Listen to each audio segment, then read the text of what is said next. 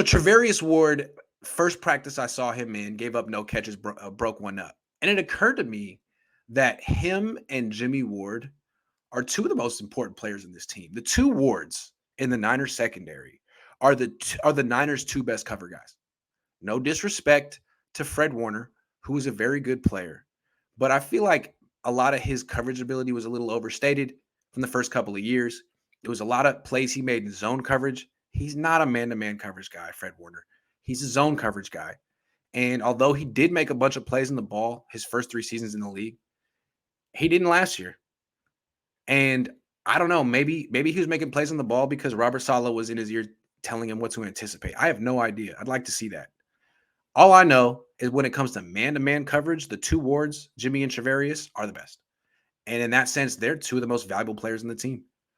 Because when it comes to like any team that has a good tight end, forget about him if you play against the Niners. Jimmie Ward's erasing him from the game, which is so interesting because the first impression we got of Jimmie Ward back in 2014 was him giving up 3 touchdown catches to Brandon Marshall, just getting beasted in the red zone. Now, Jimmie Ward takes on the biggest receiver, the tight end, every game and erases him from the game. That's Jimmie. Charvarius Ward, he's not going to erase every number one wide receiver like Jimmie Ward erases every tight end. But if you have, a couple of number twos, a low-level number one, it seems like Charvarius Ward's going to eat his lunch. That's really important because this Niners team has been so front seven oriented forever, all about pass rush and tackling and run defense. In 2022, pass rush is still important, but coverage is so freaking important.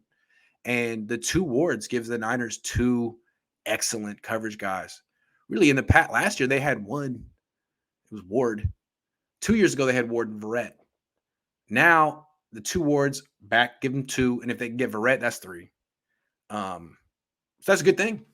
The Charvarius Ward signing is a good signing. I would have said that I would have liked him to get J.C. Jackson. I would have liked him to get a better corner for more money, but Charvarius Ward also is excellent, and he's a little bit cheaper.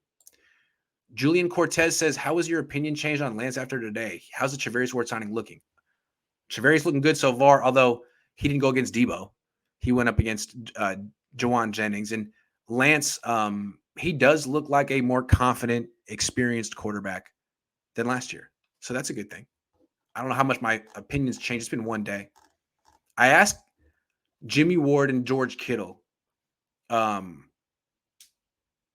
how would you describe the difference between year 2 Trey and year 1 Trey? And they both went on and on about how much more confident and better he is. I asked Kyle the same question. He scoffed at me. He's like, there's no difference. It's been 2 days. Why is it so hard for Kyle to praise Trey Lance? It's really hard for him to do it.